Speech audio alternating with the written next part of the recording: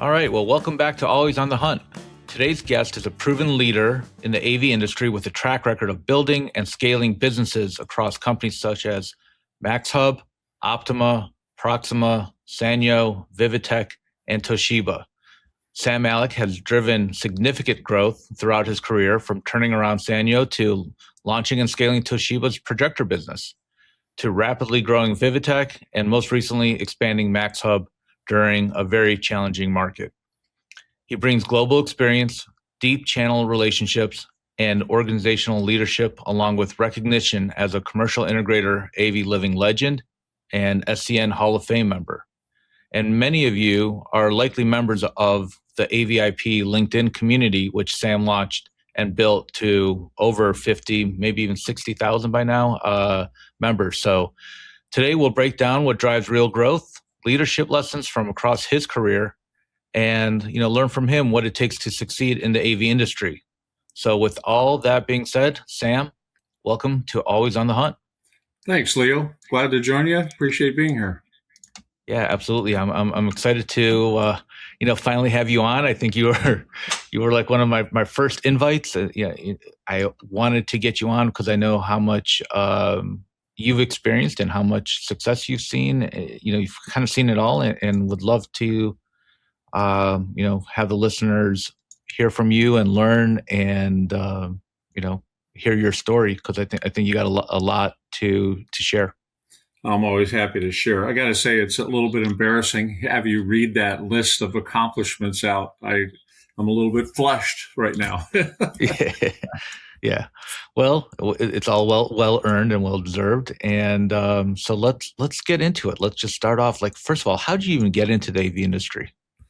That's a great question. I actually started in the computer industry in the beginning. So I was an early Apple computer dealer, IBM, Compaq. That industry went through a lot of price compression over the 14 years that I was in it.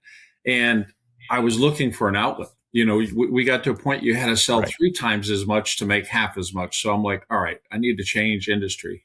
And I saw the very beginning of the AV industry. I joined a company called Enview, which made a flat panel that you laid on top of an overhead projector. And it plugged into a computer so that you could make a large screen display on the wall. And I joined them as a regional sales manager, and it was still connected to a computer. So I was still in the computer industry, but it was the visual side of it. Right. And at that time, there was no laptops, right? It was all desktop based, Spark servers, CAD systems, things like that they wanted to show a 100 or 200 inch screen on the wall. But everything was 150 lumens, and you had to shut the lights off completely to see the image on the walls. But that was the very beginning. So that was my entry into the AV industry. Got it. It's funny. You and I actually kind of share that, when I was in high school, I got a job as a mail order salesperson for a computer company. And then, my brother and my dad owned one. So I would work my college breaks there. And as you mentioned, the price compression, I happened to have a project where I was supposed to research like an emerging technology. And I came across home networking, which then led into home automation, and that's how we got started as a family into this industry as well. So it's funny, we all get here somehow. But let's talk about your career, right? Enview, Toshiba, Vivitek, Sanyo, Premier Mounts, Proxima, Optoma, Maxhub. So a lot of like big names, a lot of big revenue growth. Across all these roles, what do you think has been a constant for you, and what do you look for when you're looking at different opportunities? I was thinking back over this and preparing to speak to you today, and I think the common thread is helping other businesses grow. So that my success has come from it's I guess my attitude or approach to customers in general is, what's their problem? How can I help them solve it? And then my partners, which I'm usually a channel-centric type operation that I try and build, is to help them be profitable, right? The reason they're in business is to earn a profit. Nobody pays their bills off of revenue. although it's an important metric, right? But it's Right. based on profitability. You probably know Yeah. from your family business years ago that everybody gets paid, the payroll gets made, the lights get paid for based on Right. earning a profit. So Yeah. my attitude or my approach has always been, how do I make my partners profitable? How do I bring them a good product, support it properly, but at the end of the day, they can earn a real margin for it? In the last, I'd say 5 or 10 years, I've kind of had a motto: I'm bringing profit back. I was going to print T-shirts for InfoComm, Right. right? You, And you, and you and you and Justin Timberlake, right? yeah, Bring yeah. profit is sexy, right? But I You would know. tell that to customers, and they would laugh, and then they go, you know what? You're absolutely right. And Yeah. especially with the not the big name players that everybody knows, but what I call the B and C level players, they're extremely loyal to profitability. Right. And so Yeah. there's many manufacturers out there, especially in the LED category of the business today. There's 40 or 50 companies trying to sell product. But if you Yeah. have the right go-to-market strategy, if you have a profitable solution, you can build a business off of that. So I think that's been Sure. the common thread from Enview all the way through, my career, that helped us grow and establish businesses and to make customers loyal. Right. In the sales world, I believe anybody can sell something once, but if you can Right. sell that product 10 times to the same customer, that's a relationship. That's a partnership. That's trust, right? Yeah. And I always say this as a recruiter, as well, that, when I deal with my clients and with my candidates, I'm like, I'm never going to get rich off one deal, right? But if I can build relationships and have multiples, and have them keep coming back every year, that's really how you build something that's sustainable. Um, when you think back to the early stages of your career, um, what was there a moment that stands out, or maybe a decision or something that you did that kind of changed your trajectory and allowed you to grow and really succeed? My career really accelerated when I joined Toshiba. And I'll give you a quick funny backstory. When I was in the computer industry, I sold Toshiba laptops when they first came to Hmm. market. And if you remember the early days, Toshiba was number one for many, many years in the Sure. laptop sector. And in selling their products, I realized what they invented, what they created, the laptop industry really, it was amazing. And I was finding myself working for companies that were going 40 miles an hour, and my heart and my mind were going 80 miles an hour. I still drive 80 miles an hour today, unfortunately. Right. And so I wanted to align with a company that was moving that quickly. And I decided early in my career, I wanted to work for probably a Japanese company, and maybe even Hmm. Toshiba, because I admired them so much. And then Right. years later, 10 years after that breakthrough in my mind, I ended up working for Toshiba, but not in the laptop industry at all. I was in the visual display group. I created the Right. visual display division for the company, leaving Hmm. Enview and going there and creating that business from scratch. And Right. and I enjoyed it because they moved as fast as I did. We ran alongside each other at the same pace. And for 14 years, I built their business from zero. I was employee number one of the VSD group, to we were running about $122 million a year. And Wow. company margin was more than 30%. Now, this was the beginning of the AV industry. So Yeah. margins were excellent. Our dealers make good margin, but at Right. that time we were selling a 300 lumen projector for $10,000, right? Right. Good Yeah. luck trying to, and it was VGA 640 by Right. 480. Right? No, I remember my first flat panel I sold was Fujitsu, and they were 15 grand retail, Yeah, right? It's like uh, probably a you used to, plasma, right? You're talking about plasma display. yeah, Oh, yeah. It was a plasma. It was like 80 pounds. It was heavy and I was right, going to say incredibly right, heavy. Yeah, yeah, but right. the pictures were beautiful. Um, Hmm. they would heat up your room a little bit, Right. keep you warm in the wintertime. Yeah, yeah. I had one plasma last for like 10 years, and it was on a stand, like it would, and I put it in the kids' room, and that was like their video game monitor, but it was forgetting the brand. Doesn't matter. But anyway, so it was. But yeah, back in the day, man, like 15 grand, and tons of margin. I still have But a Pioneer 50-inch in the other room that my kids use for a gaming display, and it right. was $15,000. So I can't, in my heart, I can't throw it away because it works perfectly. But I realize its time has come and gone. Right. Yeah, 100%. But you mentioned about moving fast and finding companies that move fast, and you like to move fast. But scaling, it's not just about moving fast, and you've done that. You've done that at Vivitek, you did it at Sanyo, you did it at Toshiba. Right. You helped launch Maxhub, and really get them off the ground. What does that take? Like, especially at that level, to go, from 0 to 100 mil. How do you do that? Yeah, I've done it 5 times. I've taken 5 companies from 0 to over 100 million in annual revenue, and in a short amount of time. And I would say a lot of that comes from having a plan, a goal.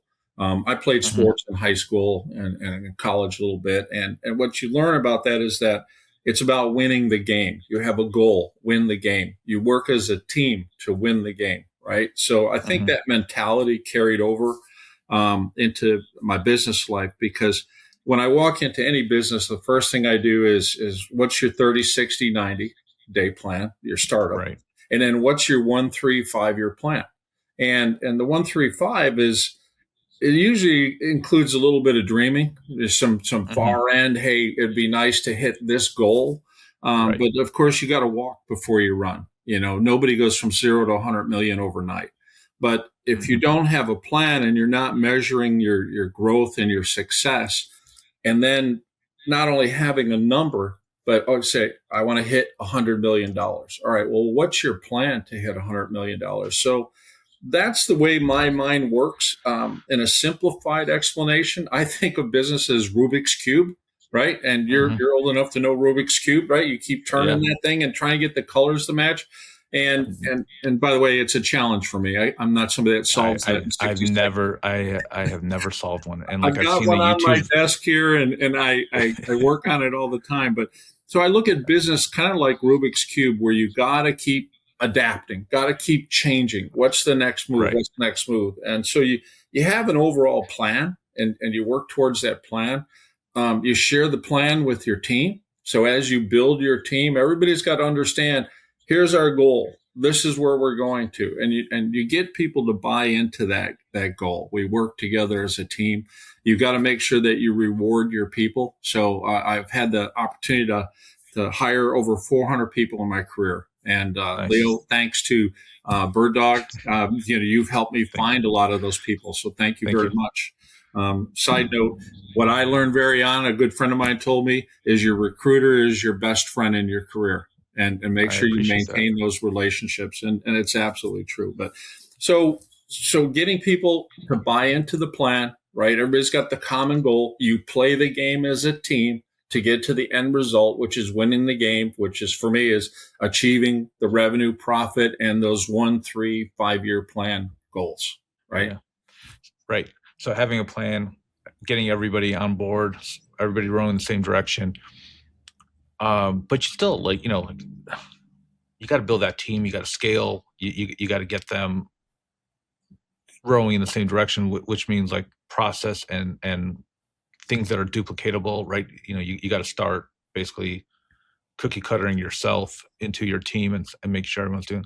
Talk about that. Like how do you challenge and manage the team, especially when you have maybe a team member that isn't buying in as much, and like, how do you, I guess, handle that? Or when do you know when the time is all right, we got to cut bait here?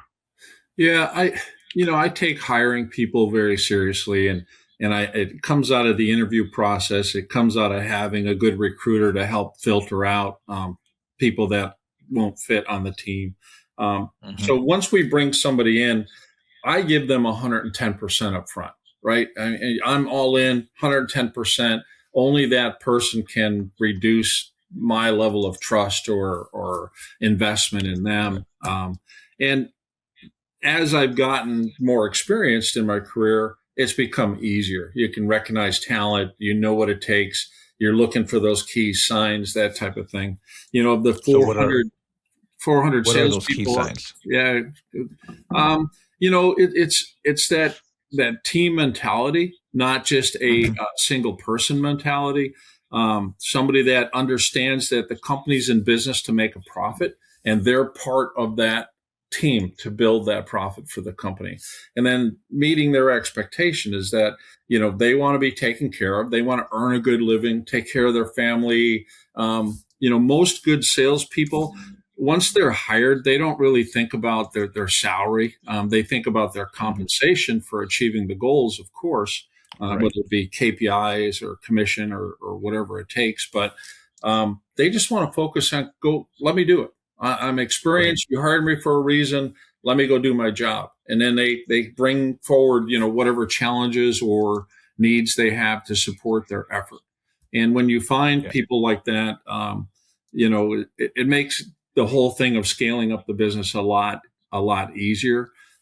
The more I've built various businesses, that the nice list you read off at the beginning, the easier it gets, because you'll find that the business template is very similar. It just adapts for the size and Sure. scale of the business. Am I building a business from zero, scratch, like I did Toshiba? But obviously, Toshiba was a multi-billion-dollar company Right. that could finance whatever we needed to do. Or is it a pure startup, right from scratch, and it's investor money that's starting the business, and they hope to make a profit in the first year, et cetera, et cetera. So it Right. depends on the size and scope of the business. But, I find the business template is the same, that works Yeah. really well for me. That's great. That's great. And look, you and I have worked together, and we made some good hires together. And one of the things that I always liked about your approach is that you always wanted to hire people who, of course, fit the culture, had the right personality, but also were just professionals, right? That were like, hey, they don't need to be handheld. They don't need to be monitored and micromanaged. It was people that you could just trust and let them go and run. Yeah, finding those people is a challenge, right? Right. I was going to say, of the 400 salespeople that I've hired, in my career, 10% of them were absolutely outstanding, right? I mean, just Right. get out of my way, let me do my thing. I'll let you know when I need help or support, right? And then Yeah. the next 20% were rock solid. They knew what their job was. They knew how to do their job. Just show me the way. That's where good onboarding makes a difference. Having an onboard program so that they can start doing their job as quickly as possible. There's so many details to building up a business and scaling it to profitability. But, little tiny details are really important. Do you have the Right. proper HR and onboarding to get your people started? Do you have the tools ready to go? They walk in the door, they have business cards and a laptop, right? I mean, Right. all these little tiny basics are the things that the pillars, if you will, that build a Yeah. business. And if you're Right. missing a couple of those pillars, man, it's a shaky table, and it'll take a lot longer to get things up. Or you'll have those good people that are really hard to find, those 10 percenters, and they'll walk on you because they Yeah. realize very quickly. Yeah. You and I both know in companies I've worked with in the last few years that when the program's not right, those people just leave, and they'll Yeah. walk within 30 days going, nice sales pitch. No, Right. that's not what I was looking for. Right. Yeah. Right. And one of the things that I always preach is like onboarding is actually your first step of retention, right? Like, Agree the first 100%. day, their first week, it's like a first impression, right? And you can't shake it. If it goes bad, they lose trust, they lose excitement, and they start looking for the door. So, companies that don't take onboarding seriously, and they wonder why they have turnover. Well, starts with day one. It starts with before day one. It starts with the 2-week notice. And hey, did you ship a laptop out on time? Did you get Right. them in the computer system? Like all the little basics, all the little things that should be a checklist. and falls through the cracks. And then people show up first day and they don't know what they're doing. They're sitting at their home, work from home. That they're sitting at their desk at home and twiddling their thumbs and calling me like, "Hey, like what am I doing today?" I'm like, oh, gosh. Little thing. My checklist is if they start on a Monday, on the Friday before they start, their laptop shows up, their business cards show up, and they're proofed and they're printed properly. Right. Their shirts in their proper size show up with the company logo on it, so they feel like, okay, my team uniform is here, I'm ready to go, right? Yeah. And I like the ones that will join the first meeting with their shirt on. Right. I mean, like, I'm on the team, boss. Let's go. Right. It's just, it's a mentality thing that happens that, just everything fits into place. The announcement goes on LinkedIn. Look who's joined our team. Right. That type of thing. So all those little things have to fall into place. But you're right. That's the retention policy of the company starting from day one or even before day one. Right. For the day after the offer letter, that retention starting, right? That's when you move from recruiting to retention. So, really important stuff. When you think about all the growth that you've experienced at the different organizations, is there a certain point where the growth becomes maybe counterproductive or even dangerous? For me, the growth is the fuel. Right. I might be a little bit strange. I don't know, but it's just the way I look at it. I love what I do. I have a passion for the AV industry. And the more networking and the more connections I got, the more people I knew, like through the AV industry group and things like that, it fueled my passion even more. So now it's become the growth to me is it's food. I got to have it. It's just something that feeds me every day. And that's the excitement. That's what I live for, because not everybody can do what I do. There's a lot of great competition and managers out there, and I respect all of them. But in my mind, I'm doing something extraordinary, beyond what most people are capable of doing. And that's why I get paid very well for what I do. And I've had a good career and enjoy it. But that's my passion. That's where it comes from. Right. So, but you started earlier in this conversation talking about profitability, right? So that's always been a focus of yours, is not just to take on bad business, but to have good business, right? With profit and with margins and so forth. So as you grew and as you scaled, I'm sure there were times where maybe you guys outgrew what operations could support. Yeah, that's the biggest challenge sometimes, because I'm not, admittedly, I understand operations. I've been involved with it, but I'm not an ops guy, right? So to me, if you're driving sales and marketing, I need somebody to manage that back end side of the business, and because I've worked for a number of different pure startups, like Maxhub. During COVID, we launched the business. Right. I was the first employee. I was doing everything, right?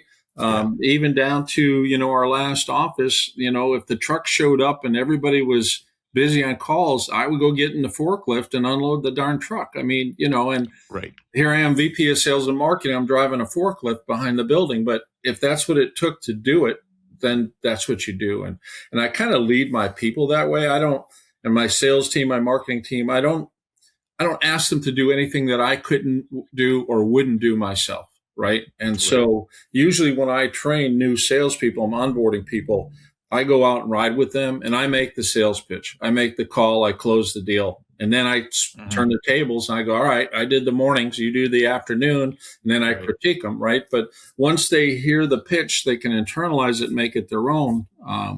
So the ops side, to answer your question, is really important.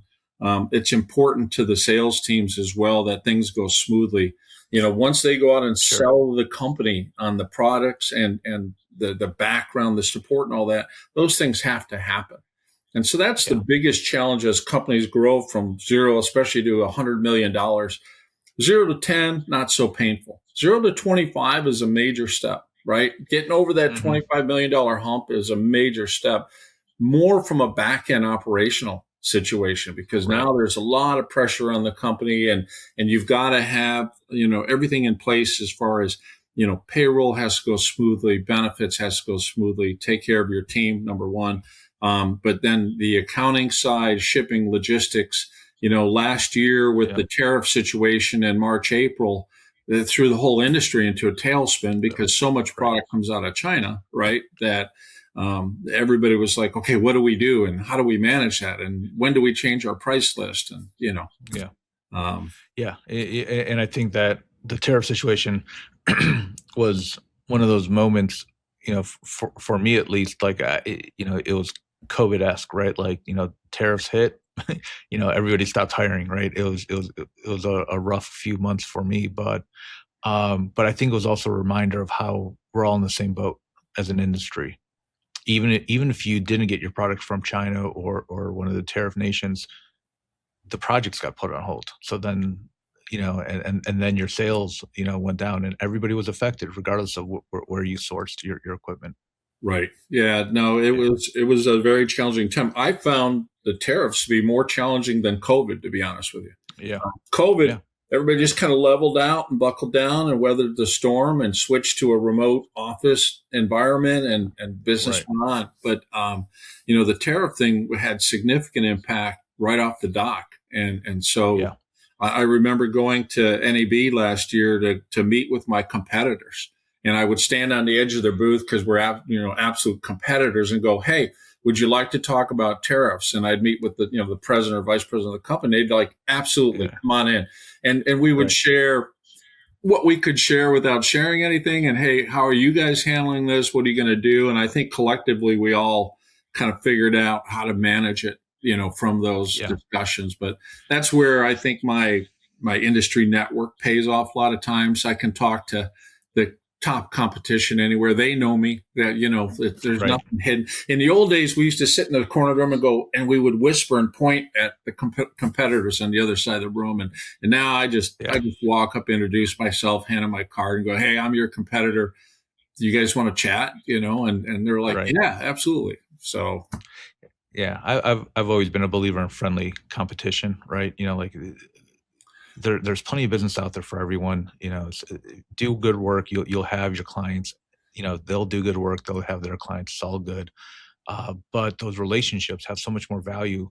There's another competitor recruiter that see each other at all the trade shows. We always talk. And hey, how's business? What's going on? What do you see? What are you feeling? Right. It's just so helpful to know, hey, it's not just me, or oh, that's what's going on, as well. Well, and that's where I keep tabs on the industry. When I was working at the last company, sales went through a slow time, especially in Q4. And so the first thing I ask is it just me or is it everybody? Right. Right. And when you start talking to the competition and other people that you meet out in the industry, and you realize everybody's in the same boat, experiencing the same thing, even percentages wise, we found was very similar to what was out there. Sometimes the headquarters company doesn't accept those answers, but the reality is this is where we're at, and this is where everybody else is at. And then I was able to, I'm usually able to pull data out of the industry from distribution or something to be able to prove the numbers. But having a friendly attitude with your competition, keep going back to sports, but you watch the end of a football game or especially a basketball game or even hockey today. And at the end of the game, everybody shakes hands and congratulates them on the win. And you go on to the next game. Right. So, AV industry is a small industry. It's only about 60,000 people in the US. So, we all know each other. We all know. It's kind of miss those rivalries though in sports. Like right now all of them are best friends and they go out, and doesn't have but I used to really love the old Cleveland Pittsburgh rivalry, with the Browns and the Steelers, and they would hate each other, and but Green Bay, Chicago, Browns and Steelers. Yeah, absolutely. Those guys would not even look at each other, right? Outside of the field. So.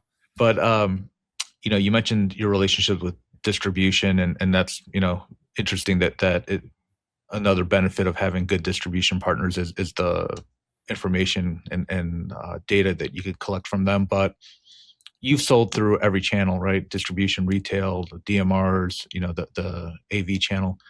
Yeah. How did how do you feel like strategies have to differ, or how do they stay the same? Like when you're joining a new organization, you're the VP of sales, and you have to decide like, hey, what's our go-to-market strategy? How do you decide what works and I guess how to launch it? Well, it depends on the profitability of the business, because each channel is very different. Retail completely different than DMR, which used to be called mail order, like a CDW. Right. Inside Right. SHI. Distribution is a different animal entirely. So, the Pro AV channel is very, very tight, very close. And going back to my Toshiba days, because we were now part of the laptop group, our projectors plugged into laptops, we were able to ride the coattails into CompUSA, Circuit City, now gone, Best Buy, Right. and I sold into all of them. But one of the early mistakes I made is taking the same product I sold in Pro AV and selling it in the retail channel. And so those guys, they would throw some crazy pricing out there for their Sunday ad flyer or whatever. And then I would hear from every single dealer in the AV industry, what are you doing? You're killing me. Right. And Right. So I learned very quickly to adapt and, build, generic SKUs. So we would take the same product and change the part number and change Sure. the mix, no bag, with a bag, remote, no remote, cheaper remote, whatever. And we made the product different enough so that it complemented our overall effort in the industry, but they were separate products with separate pricing that didn't conflict at all. So you got to look, learn and adapt. Right. And by the way, any integrator who's still line item pricing, like stop. Yeah. They shouldn't know what it didn't matter. Like I used to laugh at like when people, like when my reps would come in and be like, oh, this is our suggested retail. So like, that's great. I'm going to mark it up to whatever I want it to be, like it doesn't matter because I'm not line item, Right. Yeah. There's still a lot of people doing line item pricing out there. It's amazing, and if you provide a solution and here's the bottom line price is $10,000 installed, that's all they need to know. Are you helping them solve a problem? Does your product solve that problem? Then most customers will buy in if they trust you and they'll just go forward with it. Right. Right. But, right. And it's funny too, because like when we stopped line iteming our quotes, price became less of the conversation. Right. It was just like the client would understand this is a system, not a bunch of parts that we're putting together for you. Well, and picking your partners, everything from distribution down to the resellers you sell to, and how you go to market. There's like CDW is an excellent partner. They're a DMR, former mail order. I used to deal with Mike Krasny many years ago. He started the company, and they're a great partner. They do a good job. But then there's other folks in New York City that they have a great company. They sell a ton of product, but they're not as margin conscious. They've got a formula that works for them that they can operate on very low margin and move tremendous volume, but that doesn't necessarily help you build the rest of your business. So you gotta choose your channels and your paths very quickly when you're trying to scale up a business to, 50 or $100 million. Whatever you decide, and this is important in the planning part, whatever you decide in the beginning is going to carry through, your life, at that brand, at that product line. So it's hard to turn the corners once we have a saying, you need to start high and work to low. You don't start low and try and work to high, because that never happens. Right. If you come out at 1,000 wanting to be at 2,500, you're never going to get there. Right. You're going to be locked in at the 1,000. So. Right. Yeah. I think, it's important, especially in the distribution and DMR market where you do protect your prices and margins, right? Because if you got one distributor that's just selling at low margins, then the other distributors aren't going to want to carry your product, right? Because they're going to be like, everyone's just going to buy it from them. Most of them have a similar ecosystem today. They've matured. So most of them are focused on margin now. There isn't a lot of people working on 2 points anymore. You can't afford it, right? You can't build that business. It's a funny backstory is when I moved from Toshiba's consumer division to the laptop division out here in California, they were doing $2.2 billion a year in laptops, but they were doing that 1.8% gross margin. And so I moved there with a $100 million projector business at 32% margin. And so when I was presenting my business to the new president of that division, he stopped me, broken English in the middle of it, of the presentation. He said, "You have an error in your presentation. Your decimal point's in the wrong place. You mean your margin is 3.2%. I said, "No, sir, it's 32.3%. And he all of a sudden there was a lot of conversation in the room in Japanese, and he said, "Oh, good job." Right. So we were making almost as much money as a $2.2 billion business, right? Crazy. Right. It's good times, right? Look, it's a good segue into this question, which is, you've worked with Japanese, you worked with Chinese, Taiwanese, Mexican, Canadians, globally, right? You've worked with everybody. Obviously culture is really important, and understanding how the different cultures and how to deal with them, and be respectful and understanding, but also adapting. What do you think some of the key differences are, and what are some of the, I guess, tips that you would give to others that are trying to navigate different cultures? Like how would you recommend people adapting? I think what I'm going to share with you is kind of the key to my success. I've worked for Asian companies for more than 22 years, and all of them that you list do. Asian companies, Japanese, Chinese, Taiwanese, right? I haven't worked with the Koreans yet, but when I joined Toshiba and I was heading over for my first trip to Japan, I bought a book called Culture Shock, and I've still got it on the shelf here behind me, and it's a short read. I read it on the plane on the way over, but everything you need to know, about weddings, funerals, how they do business, greeting people, passing the business card properly, all these types of things. Right.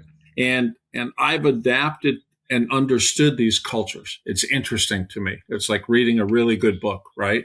Is to learn their culture, how they do things, what they eat, why do they do it like that, and more so about how they think of business, how they approach business, and their expectations. So I've been very fortunate in my career, both at Toshiba and Sanyo. I've made the inner circle, meaning that they welcomed me kind of like a made man in the mafia, if you will.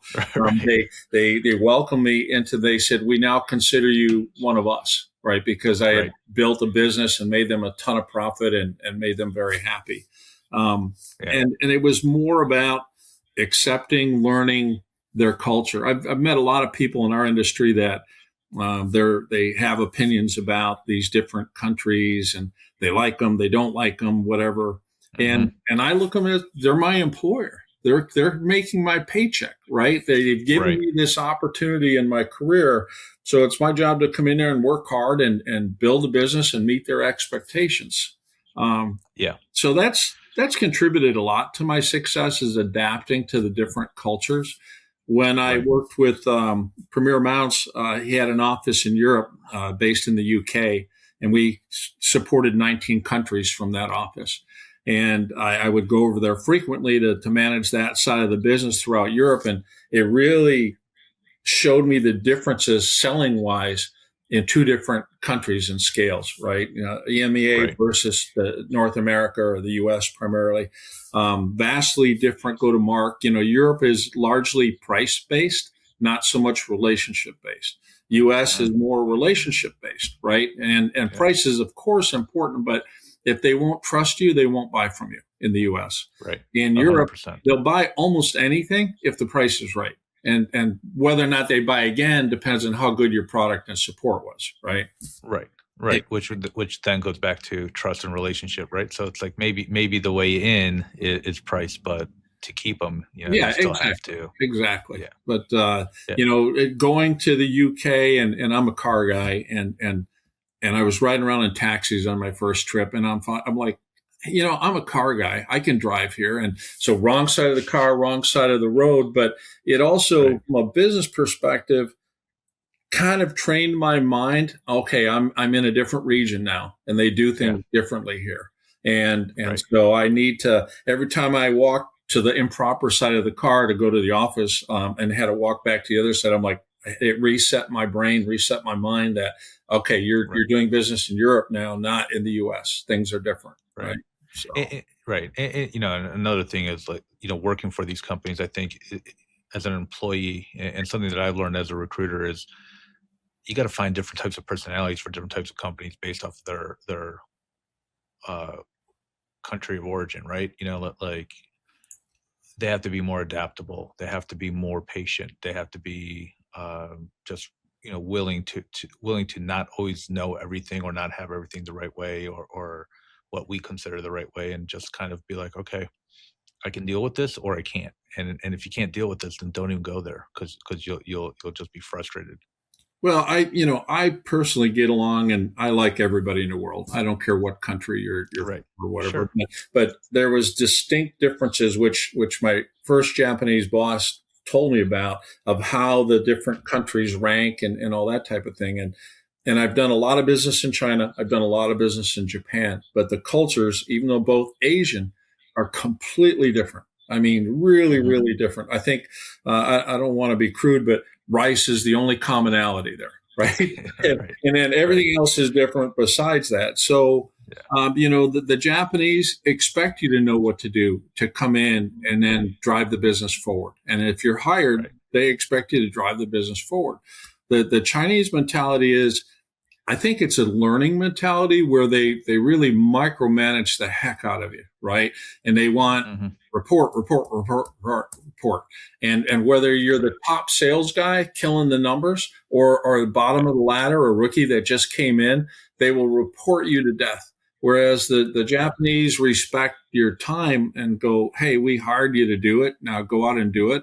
And if you don't bring the results, we're going to kick your butt, or you might be leaving. But, as long as you bring in the result, they leave you alone. Go do what you know how to do. That's why we hired you.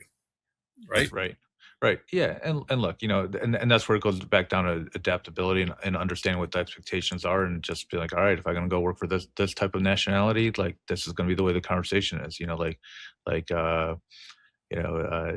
so some countries are more direct, right? And they'll tell you right to your face what like that's a bad idea and you're whatever. And it doesn't mean that they're actually mad at you. It's just the way that they communicate. And then other countries are like, so I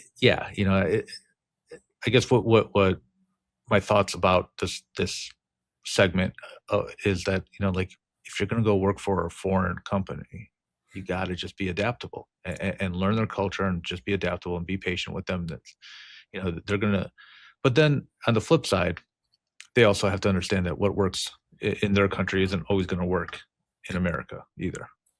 Well, when I joined Maxhub and during COVID, again, tough time, right? And they recruited me really heavily, and they were almost to the point of getting a little bit annoying, right? I wish they had a good recruiter like you in between us, right? The middleman. But and so I got a little bit, testy with them, and I said, look, I'll agree to join your company if you agree not to be Chinese. And they kind of giggled a little bit, and I thought they were going to hang up on me, and that was it. And they said, can you explain what you mean? And I said, yeah, absolutely. I said, look, the U.S. is totally different than China. You have to understand that it's going to take local people and a local team with those relationships to drive the business forward.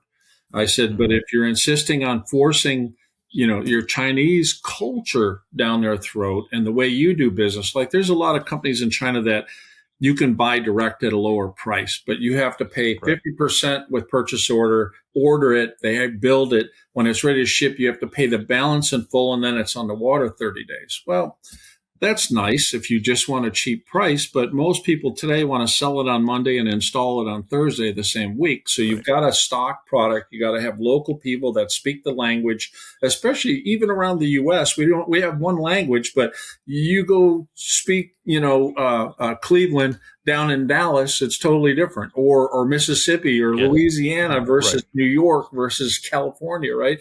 And so you've got to have people that are localized that understand the geo and the market, Canadian representatives that understand Canada and their unique, ideology and all that sort of thing. So it's just a matter of having the right people. So anyway, I joined Maxhub. they said, okay, we get it. We understand. And from that conversation, they created a local people-based go-to-market plan for every region around the world, their global business. Right. So, which is, and you brought up a good point. Cause I don't want anyone to think that like we're somehow another being like, xenophobic or whatever else that, but like, even in America, you need different people for different regions, right? Like what you have to do in New York to get ahead would not work in the Southeast, right? And the Southeast doesn't work in California, and the Pacific Northwest is a different region, and all of those regions have different cultures and personalities as well. Absolutely, they're like different countries, really. Right, they are. Let's talk about building a team. As you're putting together that map, and you have the different territories. What do you look for in a when you're interviewing and you're talking? And I know we talked about like the teamwork and a little bit more, but like, what do you feel it separates the top performers from everybody else? It's really simple, and I hate to quote Glenn Ross, but ABC, always be closing, right? And so whether you're a recruiter or you're selling AV gear or whatever, cars, whatever it is, you've got to ask for the order. So when I interview people, I'm looking for trial closes and closes. Are you going to hire me? Am I the guy? Am I the right fit? Mm-hmm. All that, or lady, of course. I don't care. Whatever. Of course. But, I look for people that have the skill set to go out and drive business.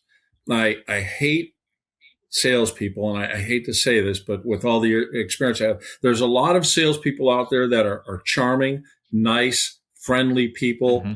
and they get there and they do the pitch, the deck, or the demo, or whatever it is, and they never ask for the order. And I call it nicing the customer to death. So they want to just nice the customer to death and be their friend, and pass out some flyers and hope that they'll call them back and buy something. And that might work if you've got 5 years to ramp up your business, right? But I look for people to be successful. Wait, hold on. Who has 5 years to ramp up their business? No, nobody. And then Nobody. So those people are really nice. But they're good account managers. They're not sales, right? They're not business development people. They're not salespeople. I want people that, most sales plans today are, you probably know, but 60-40 or 70-30 base versus commission, right? Mm-hmm. And I want people that absolutely need to earn that commission to live the lifestyle they want, or to raise their family or put their kids through college, or whatever it is their personal goals are, Right. I look for people that are hungry. I look for people that ask for the order, that understand what their role is in the job, right? And they embrace that.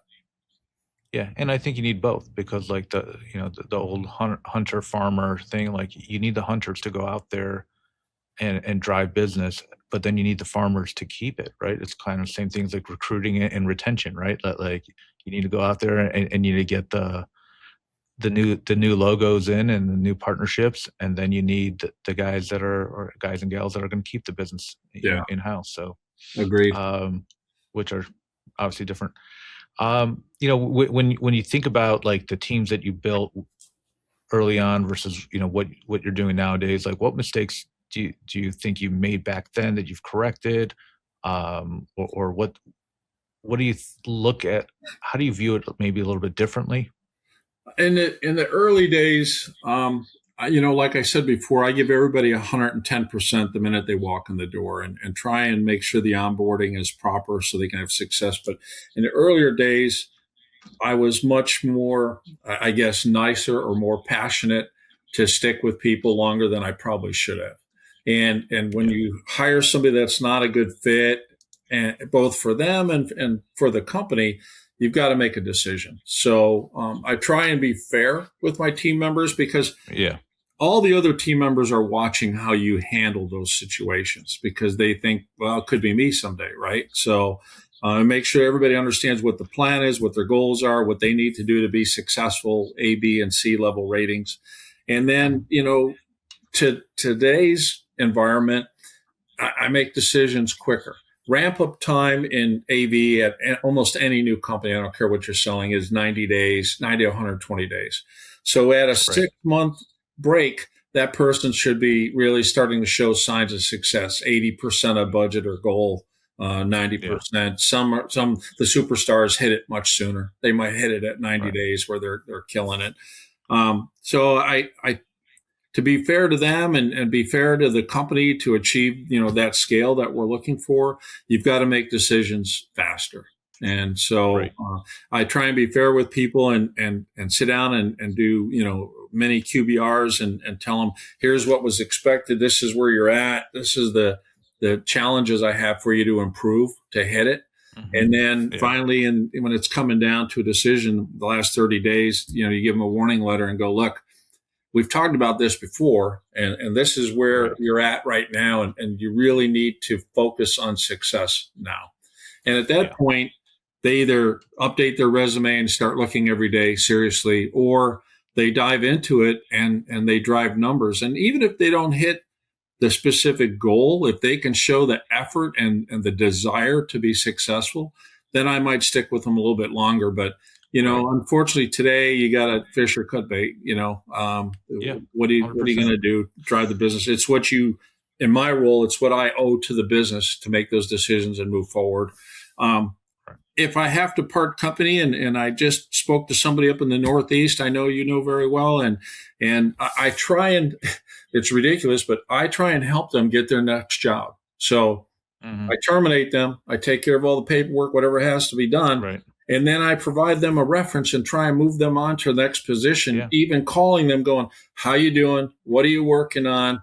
Here's some leads that I have you might want to chase, right? I usually point them to a good recruiter that you and I both know really well and see if I can help them out that way. But because it's a small industry, you never know when you're going to cross paths again. And, it's just the way I always, throughout my career, whenever I let somebody go for, especially underperformance, I always tell them, I'm like, hey, you might not understand this right now and you might not feel it right now, but I'm actually doing you the biggest favor. Because a lot of people won't jump off that ledge until you push them, right? And they know that they're not successful, and they're upset at themselves. They go home frustrated. It starts, wearing on them and stuff like that. So sometimes letting a person go and redirecting them in a different path and helping them find their future success versus just keeping them in that chair and just watching them suffer. Yeah. No, sometimes it is the best thing for everybody all the way around. And sometimes you got to go through that. I mean, you just got to go through that. And then that kind of helps you focus on what's important going forward. Right. Sure. InfoComm coming up. Anything you're excited about? Like, looking at the industry overall, what trends, what's going on in the industry that has you excited? Yeah, there's, the LED industry is displays in general is kind of in I wouldn't say turmoil right now, but there's a lot of shakeup going on right now. So after the tariff situation that leveled out, a lot of manufacturers in Q4 was a little slow, ended up with a glut of inventory and started doing crazy discounts and spiffs. So a lot of people in the LED industry right now are trying to look at it is this a profitable place or has this become a commodity product, much like a laptop did many years ago? And I don't think it's going away, but I think in the end, a lot of the lower end players will probably, wash out. And the strong will survive, the ones that can invest and be in it for the long haul. The technology has advanced so much. I was just at the NAB show, and so there's SMD, there's COB, there's GOB. Sorry for the acronyms. Now there's a new one called HOB. So the technology is advancing very quickly. So when you ask me, what am I looking forward to at the show? There's going to be some cutting edge new technology and also some manufacturer brand names that you know very well that are going into maybe from the projector business into the LED industry now. So going to be a lot of exciting announcements at the show. I think Universal Communications continues to grow and heat up making meetings simple and easy. So you're seeing a Right. lot of things happen on the MTR front, on the video bar front. It's funny because AV integrators love connecting a bunch of things together. So, we got to connect a monitor and a microphone and a speaker and a camera and blah, blah, blah, blah. And I'm the only guy that can help you do that. Well, now there's all these all-in-one devices where you buy a video bar and it's got AI-based camera, microphone, speakers that read the whole room. Right. And literally you just plug it in and it's ready to go. You can self-install it, which AV integrators, they don't like that so much, but Is there a danger in that where products just become DIY? No, because I think there's enough new technology coming out that requires that expertise, but the industry is changing. Just like projectors changed from that early 300 lumen VGA projector to the LED, walls that we have today. It's an evolution of the industry. So as it becomes smarter, right now you're going to see so much AI-based product introduced at this InfoComm, and that's probably the single one thing I'm looking forward to seeing is how AI is finding its way into the AV industry. Right? Right. There's just a lot of incredible a lot of of people. growth. I'm very bullish on AI. As not just like AI washing a product and just saying, hey, we have AI, but it really doesn't do anything. It doesn't really add value, but we put AI into it. But I just feel that there's so many people who have AI is like the next internet boom, right? And there's so many people, that don't know how to implement it, don't know how to use it, don't know how to integrate it into their businesses. They just basically use it as a replacement for Google instead of actually understanding the benefits of how it can help their companies, but also improve their products and so forth. So, I'm going to be really interested to see how how these AI products come out and how companies are starting to integrate it into their products and so forth like that, and how it's going to help our industry. Because again, we are evolving, and we have to understand that our value is really our service, not the products. Right.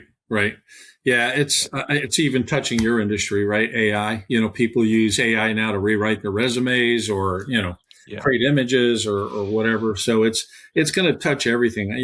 My recommendation is everybody embrace AI as much as possible. If you've never played with ChatGPT or Claude or anything like that, just play with it. Right.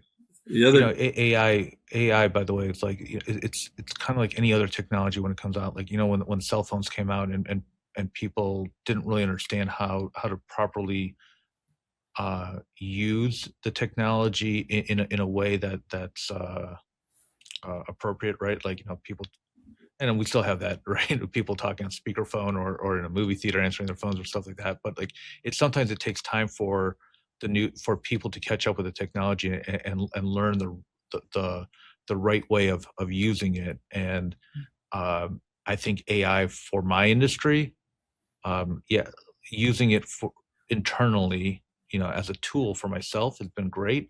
What I absolutely can't stand is how many recruiters are just using the chatbots now to just blast emails, blast messages. It creates so much noise, right? And candidates are like, one candidate told me that they've turned on the open to work on LinkedIn, and within the first 10 minutes, 50 messages. Wow. Right? It's just like how do you cut through that noise? So AI is actually making my job a little harder, right now. Is to cut through the noise, and actually get candidates to realize it's me and not a bot reaching out to them. Well, and that's relationship based, business, like we talked about earlier, right? It affects everybody. Right. So speaking of relationships, you built an incredible group. How did that happen? Like, tell me about AVIP. You're on LinkedIn and all of a sudden you decide to start this group. Like, sure. Well, AVIP is AV Industry Professionals, right? AVIP for short. And 14 years ago, I've got 3 kids in my house. And 14 years ago, I realized my kids knew more about social media than I did. right? So I launched a LinkedIn, I launched a Twitter, and then I launched Facebook, right? And I'm like, all right, I'm going to embrace this. I'm going to learn it. And Facebook, yeah, if you've got a bunch of older people in your family, it's great for that, keeping up with them and saying hello and posting pictures. Twitter now has become X, and I think it's died off from what it once was, but I was projector guy there originally and had a ton of followers. And in LinkedIn, I created this group just wanting to connect with some friends. And I was just learning about social media, right? That was my only goal at the time. And I invited 50 people in the industry that I'm tight with, right? So, and it's like the shampoo commercial. They invited two friends and they invited two friends. Right. And I remember I printed up business cards to hand out saying we had 1,000 members. When we had 1,000, that was like a big deal, right? And then it grew to 5,000 in 3 months, and it grew to 10,000 within 12 months. And I was like, wow. And I kept it really tight. There was a lot of noise, as you say, of people wanting to join from other countries who weren't in the AV industry. So I personally admitted everybody into the group, and I scrubbed their background. Were they from the AV industry, right? Were they involved in AV, at least at some point, right? And so I kept it really tight. And then we started posting things. I would ask open-ended questions and get people to post and, what you're feeling about projectors or displays or LED or whatever was going on in the industry at the time. And people responded. And I think they saw it as a clear channel of communication in the AV world, primarily in North America. We had some European, about 20% was from Europe, 10% from Asia. And it just grew and grew and grew, right? And when we hit 25,000 people, I was like, wow, and I did it only as a learning thing, Leo, just to learn social media. And then what I found is, because this ugly mug is, on my profile and everything, and I'd be going to InfoComm and everybody's like, you're that guy. You're the LinkedIn guy. And I'm like, okay, I'm the LinkedIn guy, and a lot of people would come up and thank me that, there was a platform. And then, of course, companies saw it as a place to post advertising for their products for free or do, some intellectual posting about new technology and things. And it grew and grew and grew. I think, and it's funny. It's funny too. You mentioned being the LinkedIn guy, because I get that a lot also at the shows. Like people will come up to me like, "Oh, you're the podcast guy," or I see your posts on LinkedIn, and it's amazing to me how many people don't understand the power of it. Like, just you have a captive audience.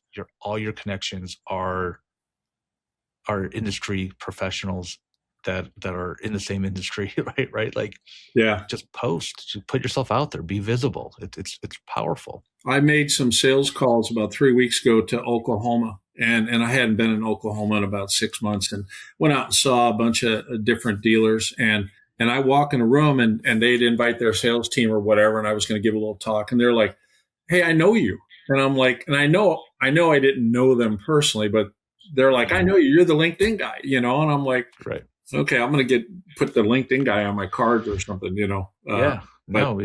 it's kind of fun. Visibility is important, right? Again, it's free. Like, just do it. Just put a little effort in, put some posts up, and you'll be shocked. And you see the next generation coming in, and they're doing it more, right? And you got different personalities that are doing it really, really well. And I think it's helping because the young people are into social media. They get it, right? Yeah. And so I'm on the board with AVIXA for a membership committee, and we talk frequently about how do we draw more people into the industry? How do we draw younger people? I mean, I've been around for a while, 25 plus years in the industry. I've got a lot of experience, but the AV industry is a lot of people in your and I category, age-wise, and we need more younger people to carry this industry forward. And I believe this is a really good industry to be in. It pays pretty well, whether you're an installer or you're working in the office or you're on sales or you work in a warehouse. You can make good money in this industry, and it's a long-term job opportunity, I believe. Wherever you're going to be at. It's a career, right? And Dan Farisi gave me this analogy. It's like, the best thing about our industry is that it's not corporate ladders, it's lattices, right? Like you can move sideways. You could be a technician and move into sales, and from sales move into project management or product management.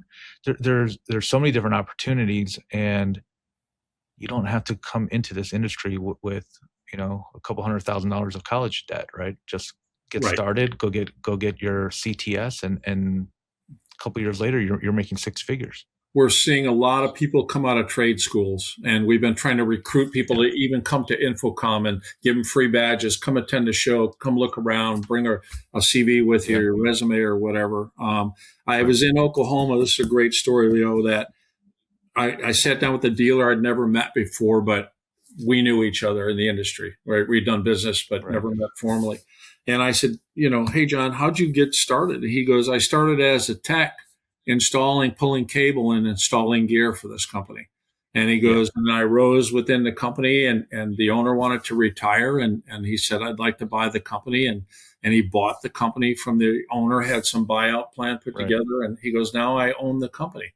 He goes, and I'm hiring young guys like I was, who someday I hope one of them will buy the company from me, and the company will go on. So it's a great industry story. There's a lot of opportunity. There is. So, we've been going for a while now, so we're going to kind of wrap up a little bit. But look, you've had a storied career, SCN Hall of Famer, commercial integrator, living legend, right? But you're not done. So what's next? What's next for you? What how would you like to to kind of wrap it up for you? Yeah, I mean, I'm not going to retire for probably another 5 years, right? And I have a lot of passion for this industry. I'd like to continue working with Avixa to help refine the industry and to bring in new members and new, younger people into the business. I'd like to continue helping some of my key partners. I worked with Marty Schaffel at AVI SBL when he started that business. John Godbout at CCS. Jim Ford, who I just saw recently when I was in Oklahoma, and so I've had the benefit and pleasure of working with these people and watching them build their business, contributing my part of it to building their business. A couple of those guys, Marty and John are retired. Jim's still going at it because he's got a passion for the business, right? So having those partnerships, those relationships is what keeps me going, right? We say we're kind of renegades. Only the logo on the shirt changes. So I'll probably look for my next logo and help somebody build a business, at least maybe one more to $100 million, and then I'll ride off into the sunset. That'd be great. I always say it. I'm like, this is a relationship business. The widget that we sell doesn't really matter. It's about the relationships, the people, the business we do together and help each other out and grow together and so forth like that. Last question for you. If you're going to talk to one of those young people that are looking to get into this business, or somebody who feels a little stuck and not sure which way to go, what advice, what advice would you give them, as far as how to get into this industry and how to grow? I'll go back to when I was a teenager and I wanted to buy a stereo, and my dad was tough. And he said, well, I'll tell you what, I'll loan you my lawnmower and you can go out and mow lawns and buy the stereo. And I mowed lawns all summer to buy the stereo I wanted, which was a really crappy one from Kmart, but it was mine. And what he told me was, you can have anything you want if you're willing to work hard enough for it. And so my advice to young people is the AV industry is a really good industry, and the products are fun and exciting and they have purpose, but you have to be willing to work hard, right? This is not a get a job, sit at your desk, wait for the phone to ring. If you're a person that can adapt and learn the products, learn the industry and work hard, you can have anything you want. Right.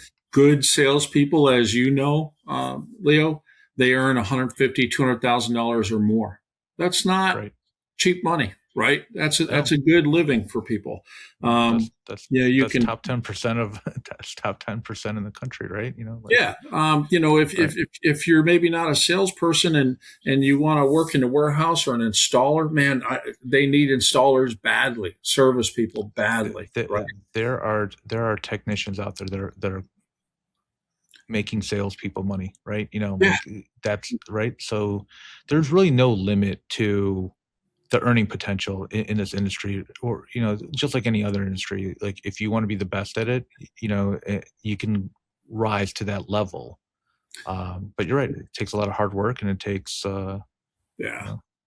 know being the right person too. Like you can't, because we're so relationship focused. Like you got to make the right connections. I, Well, you know, and I really think, you don't have to be a straight A student and top of your class and all that, but you have to be willing to adapt and work hard, right? And if mhm, you work hard, I've seen a lot of average people, and let's say average earns you $75,000. And then I've seen above average people, those exceptional people that work hard every day, may not have all yeah, the answers, but they work hard to find the answers and solve it. And those people earn 100 to 150,000, right? right, At yeah, any job. It does. I'm not just talking about sales. It could be marketing or office or warehouse or whatever. But yeah, especially in the installer side, man, if you come in and do good detail work and you think and use common sense, you can write your own check, yeah, really. So, right. And understand that this is a career, right? So play the long game, build the relationships. Keep advancing. Don't settle. Like those are, again, it's universal. It's not just our industry, but I always feel like it's, when you look at a lot of the industries out there, like finance or law or whatever, politics, right. um, those are much harder, much more cutthroat, much more like, we have a really friendly industry that people will help you as long as you go ask for it. Absolutely. Yeah, I totally agree. So it's a good industry. I invite people to get involved with it if they're not familiar with it. If you're in IT or computers or things like that now, you might take a look at AV as a transition. It's a solid Yeah, place to be. it's fun. It's fun. We have fun. At the end of the day, it's not life or death. We're playing with the coolest, latest and greatest tech out there. Agreed. Yeah. Cool. Well, let's wrap up because it's been a while. So, listeners, if you're still here, thank you for sticking with us and listening. And I hope you gained some valuable insights from Sam. He's one of the best. And Sam, appreciate you joining me today. Really enjoyed having you on in the conversation. Thank you, Um, Leo. Appreciate it. Absolutely. So, if you're still here, hit that like, subscribe, 5-star review would be really appreciated. And till next week, good luck on your hunts.